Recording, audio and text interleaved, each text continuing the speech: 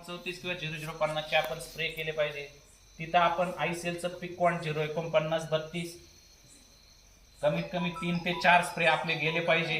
तानामध्ये सुद्धा असताना जर पानगळ व्हायच्या आत, आलं का लक्षात.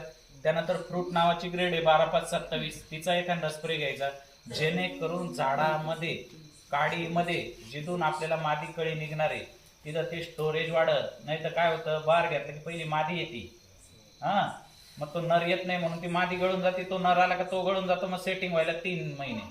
आणि आज काय झालं, 5-5.5 महिन्याचं डाळिंब 7-7.5 महिन्यात चाललं.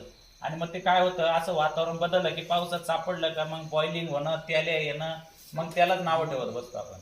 ज्या शेतकऱ्यांनी पैलवान बनवलाय डाळिंबाला, कधी खाली झाल्यावर त्याच्या प्लॉटमध्ये कधीच अडचण देणार नाही. म्हणून खाली झाल्या पहिल्या 15 दिवसाच्या आत 10-26-26 पॉलिसल्फेट 500 ग्रॅम 200 ग्रॅम एकत्र करून डोस, 04932 चे 2 ते 3 स्प्रे, फ्रूट 12527 चा एखादा स्प्रे, आणि नंतर डोस दिल्यानंतर पाणी बंद नाही करायचं.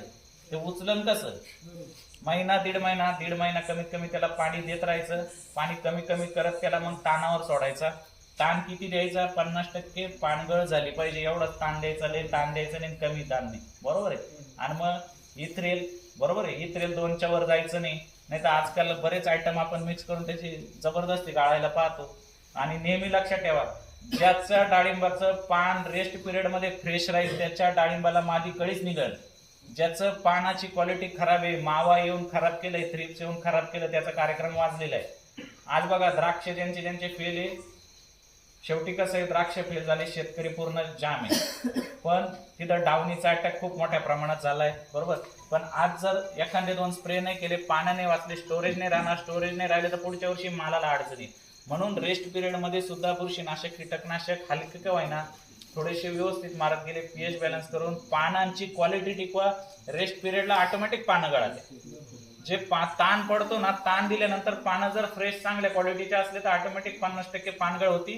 मग थोडंसं इतरेल मारलं की ते बरोबर पुढचं नियोजन लागून जातं. भर पकडल्यानंतर किंवा जर रेस्ट पिरियड मध्ये बेसल डोस दिलेला नसेल तर पहिलं पाणी द्यायच्या आत पुन्हा एक बेसल डोस 10-26-26 पॉलिसल्फेट 500 ग्रॅम 250 ग्रॅम एकत्र करून देऊन टाकायचं आणि पाणी द्यायचं, बरोबर. मग दुसऱ्या पाण्यानंतर आपल्याला मादी कळीचा स्ट्रोक चांगला मिळाला पाहिजे, त्यासाठी झिंक पाहिजे.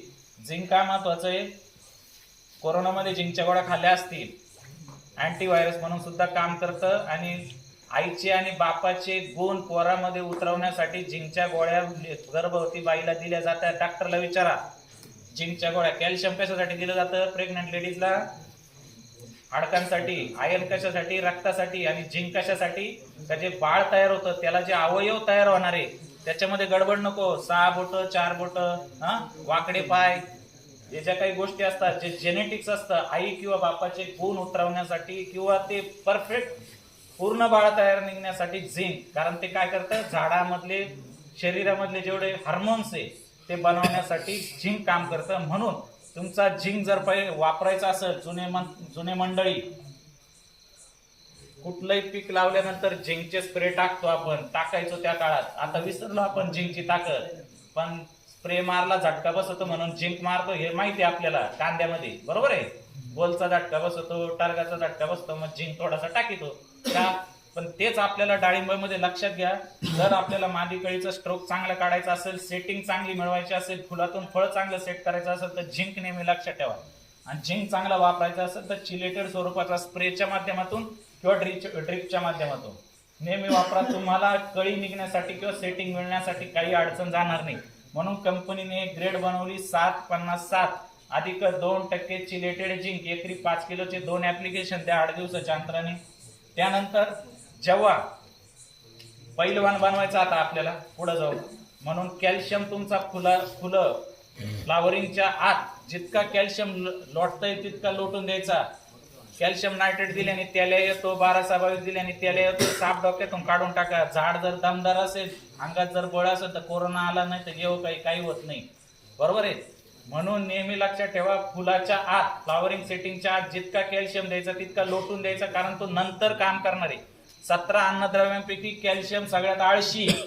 दूध लगेच म्हाताऱ्याला दूध पाजल्याने लागणार आहे का, लहानपणी पर्यंत 10वी पर्यंतच्या पोराला दूध पाजलं तर ते त्याला पैलवान बनवायला मदत करतं, शरीर दंडम होते. म्हणून फ्लावरिंग सेटिंगच्या आत जितका कॅल्शियम लोटायचं तितका लोटून द्या. एकरी साधारण 15 ते 20 किलो कॅल्शियम तुमचा गेलाच पाहिजे. त्याच्यानंतर मॅककॉस 0,5518 अधिक 7 मॅग्नेशियम ऑक्साईड, कारण पाण्याची क्वालिटी जर व्यवस्थित राहिली तर गर्भ तुमचा चांगला बाहेर पडेल, म्हणजे फुलातून फळ चांगलं मिळेल. त्यानंतर तुम्हाला कॅल्सिफॉस नावाची एक ग्रेड आहे 0,5515 प्लस 5 कॅल्शियम ऑक्साईड आणि हायपिक 0,4242 या 2 ग्रेडचा वापर करायचा सायझिंग साठी. आणि कलर, शुगर, चांगली मॅच्युरिटी, एक साईज फळ आणि चकाकी आणायचं असेल तर शेवटच्या टप्प्यात पोटॅशियम प्लस 8047 प्लस 7 सल्फर या ग्रेडचा वापर तुम्ही करू शकता. या ग्रेड त्या ठिकाणी दिलेले आहेत. आणि आयसीएलनी शेंडा पिवळा पडतो, फेरसची कमतरता आहे, ते एक ग्रेड आपल्याला खिशाला परवडेल अशी अवेलेबल करून दिलेली. बाजारामध्ये अवेलेबल असणाऱ्या फेरसयुक्त एनपीके ग्रेड पैकी 0,4330 प्लस 2% चिलेटेड फेरस.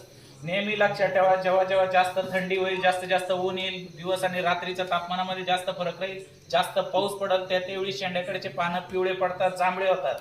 त्या ठिकाणी गर्भधारणेच्या अवस्थेत, फ्लावरिंग सेटिंगच्या अवस्थेत या पीक प्लस एफई किंवा कुठल्याही फेरसयुक्त ग्रेडचं जर ऍप्लिकेशन केलं, घाबरून जायचं नाही. शेंडा पिवळा दिसतोय म्हणून घाबरून जायचं नाही. फक्त कधी द्यायचं? प्रिव्हेंटिव्ह द्यायचं. रोग आल्यानंतर इलाज होत नाही. शेंडा पिवळा होऊ द्यायचा नसेल तर जेव्हा गर्भधारणा होते, म्हणजे फुलधारणा सेटिंग येणार आहे, त्यावेळी एक फेरस ही पीक प्लस एफई ग्रेड आपण त्या ठिकाणी वापरू शकता. आणि सगळे खतं आयसीएलचे नवदुर्गा ॲग्रोवर या ठिकाणी मालेगावला उपलब्ध आहे. त्याच्यामुळे